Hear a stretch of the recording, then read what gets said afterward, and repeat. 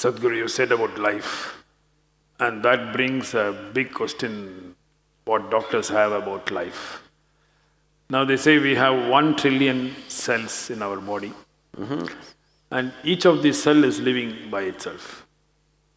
And when you say a patient is no more, it's just that the brain dies after 2 or 3 minutes, but still a large part of his body is still alive. So, and these cells, even when after the patient is dead, you take these cells and put in a culture. Those of you who are all shaving every day, even after you're dead, we still have to shave you, you know this. Yeah, the hair grows. That is why I'm ready, you know.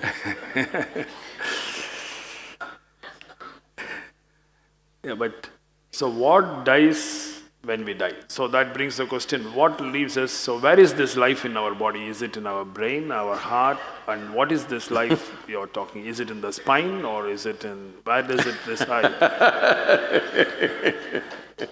There's so many living people, you can ask them. Where are they?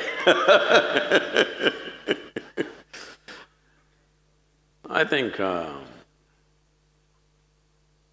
the religious beliefs have totally screwed up human mind so badly. Wait. That people cannot even know what's happening within themselves. They know the geography of heaven. Hello?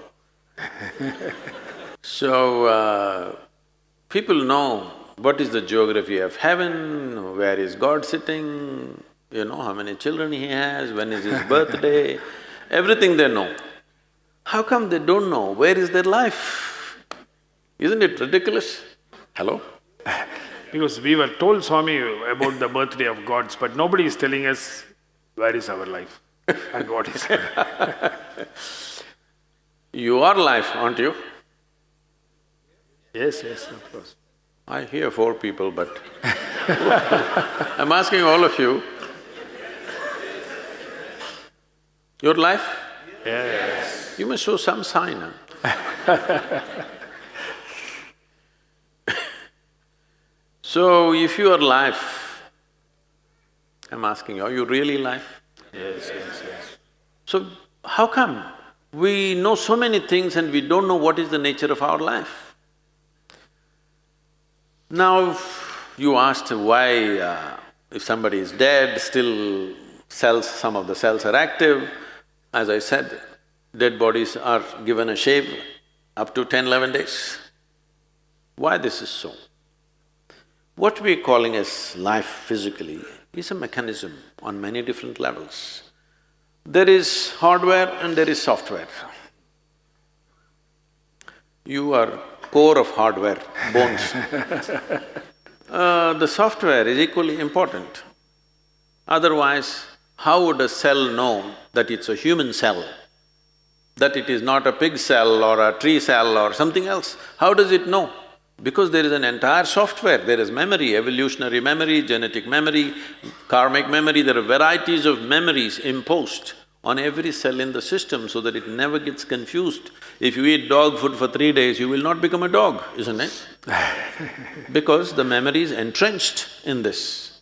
So there is a whole software.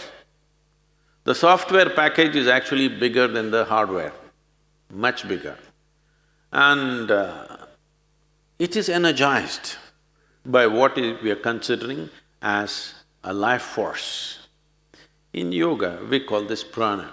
It manifests itself in 5 basic dimensions. There are other forms to it, which gets too complicated. 5 basic forms. These are called pranavayu, samanavayu, apanavayu, udanavayu and vyana. These have different functions. Prana is related to breath, respiratory action and thought process. If the pranavayu depletes, your respiratory action will go away. So immediately doctor checks and says, he's dead. They'll try to pump their chest. If he doesn't come back, he's dead. Respiration and your pulmonary action are very directly connected. Once respiration stops, that process will naturally come to an end. So pranavayu is gone. It's not like one after another they will go. They will go at the same time, but one goes means this is gone. If samanavayu goes, this is in charge of generating heat in the system. So once samanavayu starts receding, the body starts getting cold and it also starts becoming stiff. Once apanavayu starts receding in a major way, then the sensory aspect of it, we must understand this. You may check somebody's breath and declare them dead, but they can still feel sensations. There have been any number of cases where people get terrified because a dead body moves a little bit. This has happened again and again, many times. That when he's been medically declared dead, there are twitchings in the body that happen in a very mild way because the sensory activity is still on. Still, life is not fully convinced that it's finished. It is still making an effort of its own. When udhanavayu goes away, then the buoyancy is gone. When I say buoyancy, see, you may weigh 70 or 80 or whatever number of… I'm sorry, maybe you weigh 50 or 55 kilograms. I don't want the ladies to get… Whatever is your weight, you don't… Let's say you're very happy and alive right now, you don't feel 50 kilograms on you, isn't it? Hello? Yeah. It is there. If you stand on the scale, it is there. But when you walk, it is not there, simply because this udhana creates a buoyancy. It makes you less available to gravity.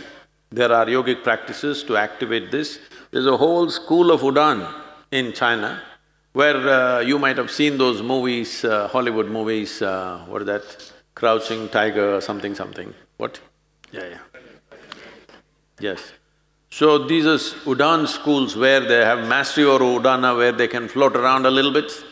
Well, little exaggerated in the movies, but becomes lighter, more buoyant body. For a martial arts fighter, to be buoyant is important. There have been many cases where certain ballet dancers and martial arts experts have shown what is physically not possible they have done by leaping up to heights which all physicists believe is simply impossible. But they've gone beyond that level simply by creating more buoyancy. So udhana is in charge of buoyancy. Once udhana starts receding, suddenly body becomes heavy. Always it was the same weight. Weight does not increase, but you can feel the weight much more simply because udhana is gone. This doctors may know, maybe doctors don't do it, the people who work in the hospitals may know. Carrying a live person and a dead person, there's a big difference. Simply because udhana is gone, there's no buoyancy. The fourth dimension is called vyana. This is preservative in nature. If vyana recedes, even when you're alive, body will begin to rot. There are certain types of snake venoms which can do this. If they bite you, you will not die, but literally parts of the body will start falling apart simply because vyana will recede and it will start falling apart. So, once vyana recedes, the rotting process will begin. There are systems in yoga where we want all the seven to go reasonably together, within 1.5 hours we want it to go. In normal death, depending upon the age of a person, how vibrant a particular body is, it may take a long time. When I say long time, up to 14 hours it may take. Vyana may take up to 14 days to leave. This is the reason why in this culture you have rituals running up to 14 days, because they feel the vyana may be still there, because when you bury a person, the vyana may be still hovering there, so up to 14 days. That is the reason why within 1.5 hours, in this culture that was the rule, if somebody dies within an hour and a half, you must cremate them. But then mistakes happened. When they were still alive, somebody put them on the funeral pyre, so they stretched it to 4 hours. Within 4 hours, you must cremate. But today, there are issues, all kinds of issues about it. So, people are waiting for 1 day, 2 days, daughter is in America, she has to come, she'll come after 3 days, and they will wait. But the idea is, for the one who is dead, we must understand this. You are… you don't diagnose people as dead, you declare them dead, right? There's a difference. So when you declare them dead, for you they are dead. As far as that person is concerned, in a way, all that's happened is, he's disembodied. He's lost his body. All his life he lived thinking he's a body, never realizing the physical mass that we carry is an accumulation from this planet.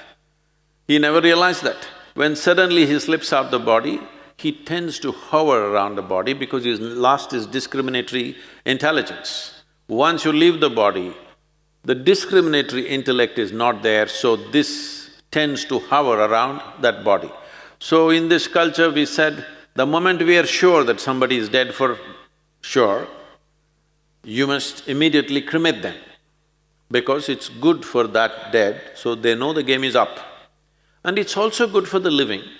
You will see, if somebody very dear to you is dead and their body is here, you keep on hallucinating, maybe they're just sleeping, maybe they will sit up, maybe some miracle will happen, maybe something else will happen, this will go on unnecessarily. You will see people are crying and big emotional drama is happening, but the moment you cremate them, you will see everybody become silent. Have you noticed this? Always. Because now everybody knows the game is up. It's for the living and for the dead. So about life leaving the system, it is so entrenched. It is not something, poop, it'll go away like this. In stages, it goes away. Because it's in stages, it came in. It's in stages, it'll go away.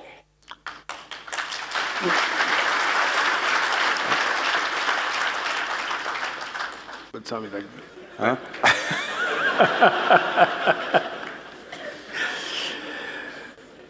Sadhguru, I'll come.